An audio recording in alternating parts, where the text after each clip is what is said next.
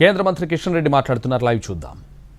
అత్యధికమైనటువంటి స్థానాలు గెలవాలనేటువంటి పట్టుదలతో ఈరోజు మా పార్టీ పూర్తి స్థాయిలో శక్తిని కేంద్రీకరించి ముందుకెళ్తాం.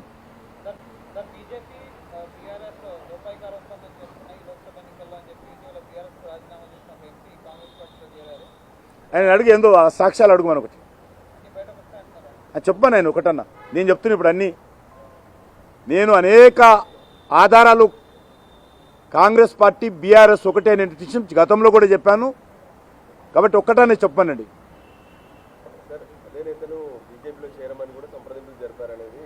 ఎవరైనా ఎవరు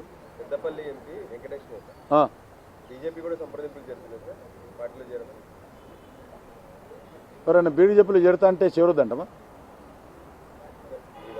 చేరొద్దంటమా అంటున్నాను. నాకు తెలియదు ఆయన సంగతిగా నేను చెప్తున్నాను. ఎవరైనా బీజేపీలో ఎవరైనా చేరుతామంటే ఎందుకు వద్దంటాం? డెమోక్రటిక్ పార్టీ మరి. అంతేకాదు నేను మళ్ళీ మనవి చేస్తున్నాను, బీఆర్ఎస్లో ఉన్నటువంటి గ్రామస్థాయి కార్యకర్తలు కానీ సర్పంచులు కానీ లేకపోతే స్థానిక ప్రజాప్రతినిధులు కానీ పెద్ద ఎత్తున బీజేపీలో చేరుతున్నారు. చేరాలని కూడా నేను పిలుపునిస్తా ఉన్నాను. బీఆర్ఎస్కు తెలంగాణలో భవిష్యత్తు లేదు. బీఆర్ఎస్ 10 సంవత్సరాలు కేసీఆర్ కుటుంబం చుట్టే తిరిగింది. కేసీఆర్ కుటుంబానికే సేవ చేసింది ప్రభుత్వం కానీ పార్టీ కానీ. కాబట్టి ఈరోజు దేశానికి సేవ చేయడం కోసము నరేంద్ర మోడీ గారి నాయకత్వంలో బీఆర్ఎస్ కార్యకర్తలందరూ భారతీయ జనతా పార్టీలో చేరాల్సిందిగా నేను సగౌరవంగా ప్రతి ఒక్కరిని ఆహ్వానిస్తున్నాను.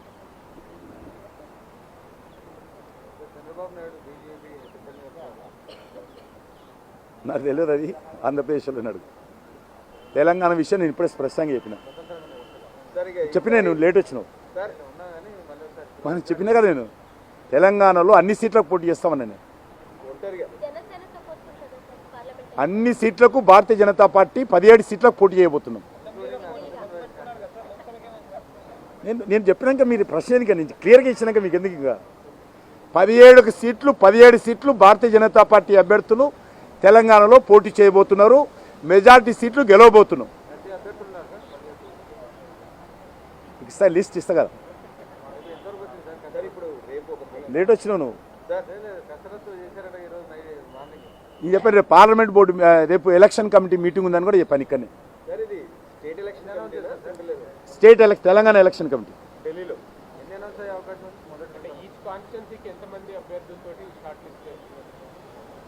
రేపు డిసైడ్ చేస్తాం. అది మా పార్టీ ఆల్ ఇండియా పార్టీ 3 లేక 4 5 ఇవ్వన్నారు. మీ ఈ యొక్క ఆల్ ఇండియా పార్టీ 3 నుంచి 5 వరకు ఇవ్వచ్చు వాళ్ళకు. కాబట్టి రేపు దాని దిశలో షార్ట్ చేస్తాం. 3 నుంచి 5 మంది పేర్లు. ఇది నేను కాదు డిసైడ్ చేసేది. రేపు ఎలక్షన్ కమిటీ ఉంటుంది. రేపు ఎలక్షన్ కమిటీ మీటింగ్ ఉంటుంది. అందులో కొంత పేర్లు తీస్తాము.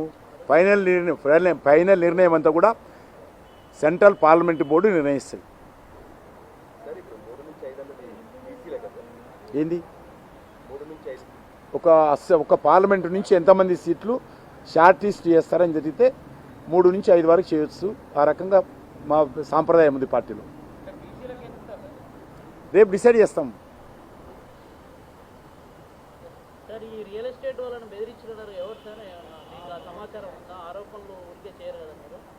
ఉన్నాయి, చాలా ఉన్నాయి.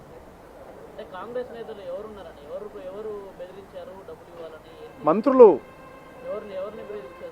రియల్ ఎస్టేట్ చెప్తున్నా కదా, వాళ్ళని డినే ఏమనండి. పిలిపించి మాట్లాడుతున్నారు, బెదిరిస్తున్నారు. గతంలో ఎవరైతే భూములు రిజిస్ట్రేషన్ చేసుకున్నారో మీకు పర్మిషన్ ఇవ్వమని, ఆక్యుపెన్సీ సర్టిఫికేట్ ఇవ్వమని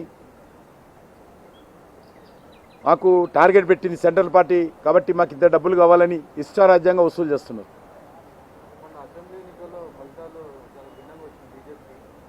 ఏం రాలేదు, మాకు అనుకూలంగానే వచ్చి 100% పెరిగితే సరిపోదా? 100 ఎవరికైనా పెరిగిందా? 100%. గత పార్లమెంట్ శాసనసభ ఎన్నికల్లో బీజేపీ 100% ఓటింగ్ పర్సెంటేజ్ పెరిగింది. కాంగ్రెస్ పెరగలేదు, బీఆర్ఎస్ పెరగలేదు. మాకు 100% ఓటింగ్ పెరిగింది, సీట్ల సంఖ్య పెరిగింది. ఈరోజు అసెంబ్లీ సమావేశాలు బడ్జెట్ సమావేశాలు జరిగినాయి. బీజేపీ నేతలు ఇప్పటివరకు కూడా నిర్ణయించలేదు, ఇంకో 5 ఏళ్ళైనా నిర్ణయించారు. గతంలో కూడా ఇదే పరిస్థితి నెలకొందని మీ పార్టీ ఎమ్మెల్యేలు కొంతమందితో అన్నట్టు కూడా ఈరోజు వార్తలు వచ్చాయి. అది మా పార్టీ ఇంటర్నల్ విషయం, అంటే మీరు సమావేశం నిర్వహించలేదని కూడా అన్నారంట. మా ఇంటర్నల్ విషయం అది. బీజేపీ నేతలు ఏమైనా డిసైడ్ చేస్తారా సార్? ఇక్కడ స్టేట్లో సార్ డిసైడ్ చేస్తారు. పార్టీ ఆల్ ఇండియా అప్పటికే మొన్న అభిప్రాయాలు సేకరణ చేసింది, తొందరగా డిసైడ్ చేస్తారు.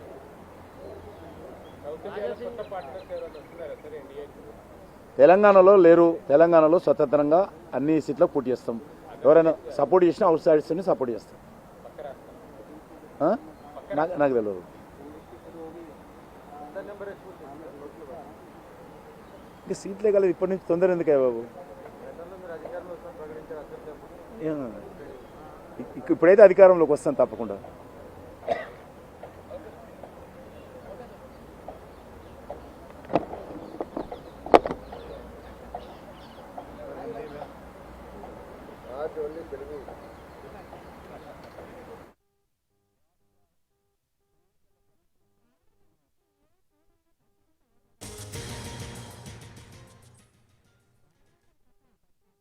प्रदेश में जो 17 लोकसभा चुनाव क्षेत्र है, 17 लोकसभा चुनाव क्षेत्र में पूरा सीट्स हम लड़ेंगे. पूरा सीट्स जीतने के लिए पूरा इलेक्शन पूरा शक्ति लगाकर हम लड़ेंगे. कल हमारा तेलंगाना पार्टी का इलेक्शन कमेटी